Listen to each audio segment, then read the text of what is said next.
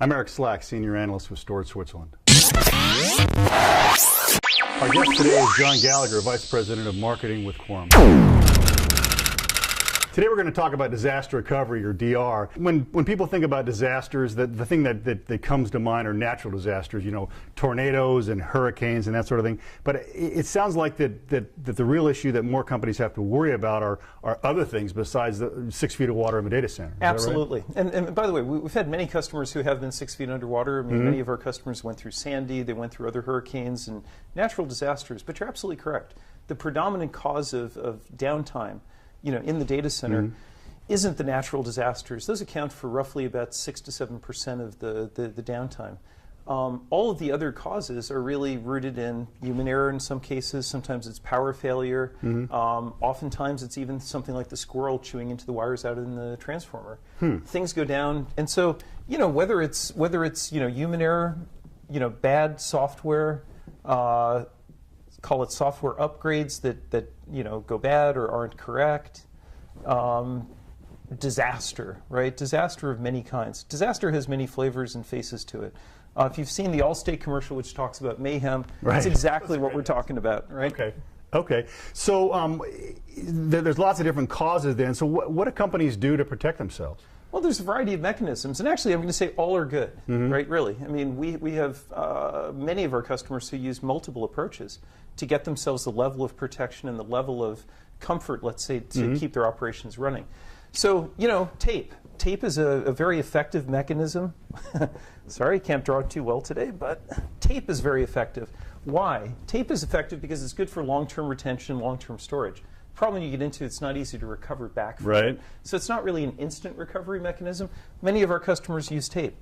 Very often also you'll have, call it, you know, cloud-based services. You'll put your data up into the cloud, and that's a good effective way to maybe recover should something bad happen.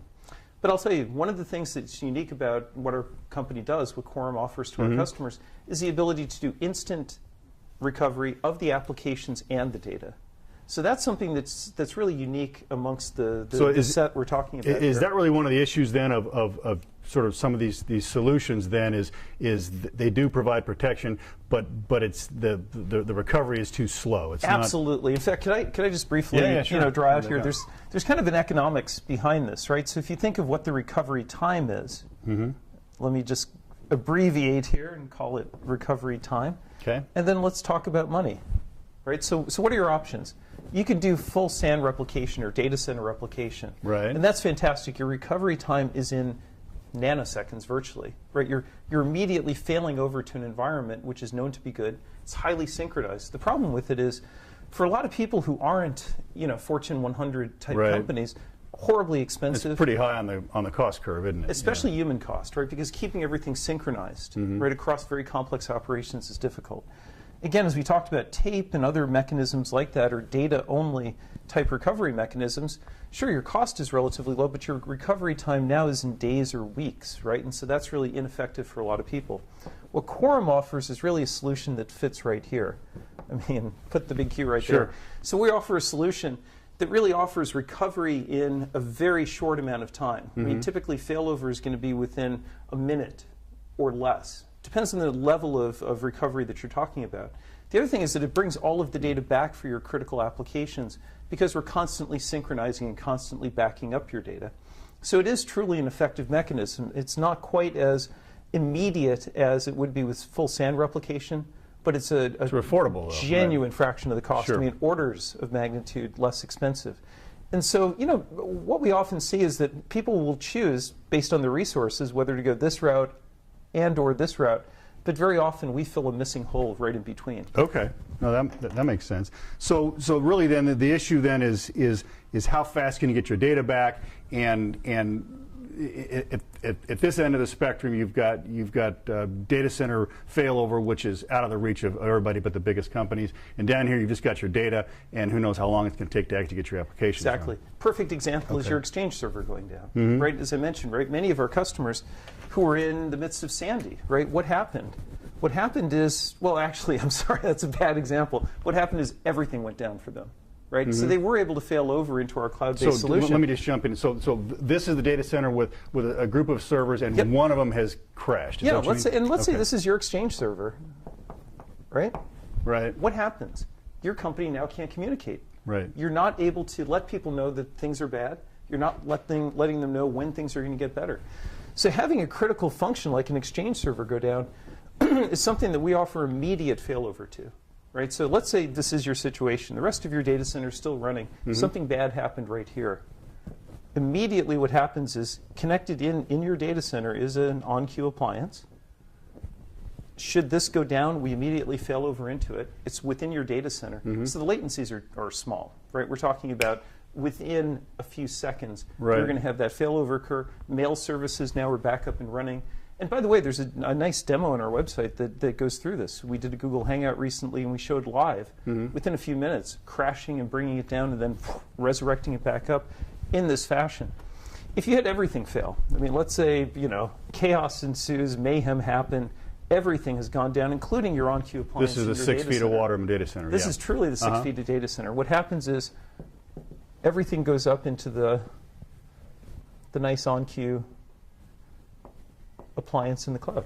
So basically what you've done is you've moved this local appliance that provides failover to the cloud, and data is being replicated there, the VMs, is that right? Exactly. So we are doing what's called a P2V conversion. So we are doing a physical server to virtualized server conversion on the fly.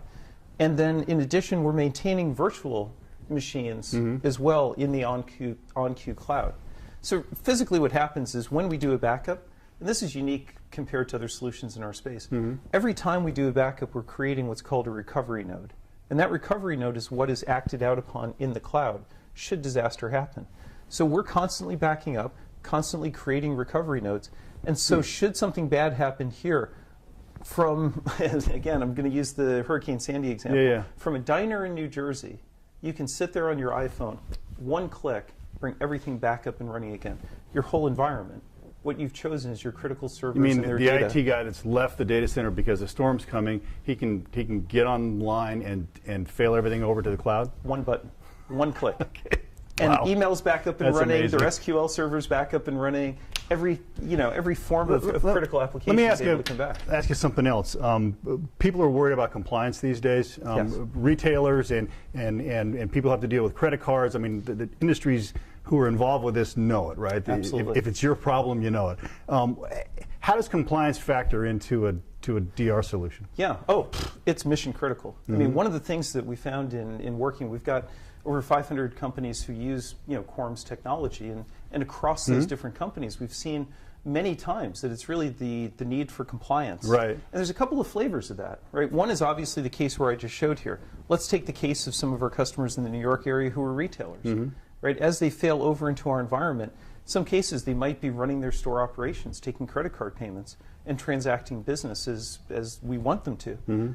What that really means is that this flow here that I've shown, going up into our cloud, running the machines off of a different environment, we still have to be as compliant to PCI and other standards as the full production flow was. So what makes Quorum, again, unique is that we've done a lot of work with PCI auditing firms. We are fully HIPAA compliant, PCI compliant, SOX compliant. Banking is about 25% of our business because we assist them in passing FDIC audits and CUNA audits for credit unions.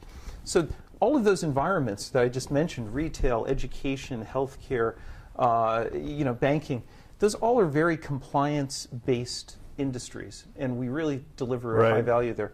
The other point I have to make is that it isn't always the case where you're just bringing up your production environment in our cloud or you're bringing up a server in our on-queue appliance. It's also the case where you're needing to test. Maybe everything's running fine, right?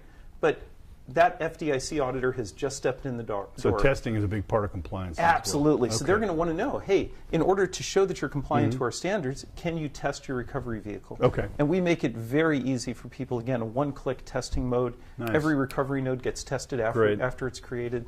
Nice and easy. Good. Well, super, John. This is great information. Thanks for joining us today.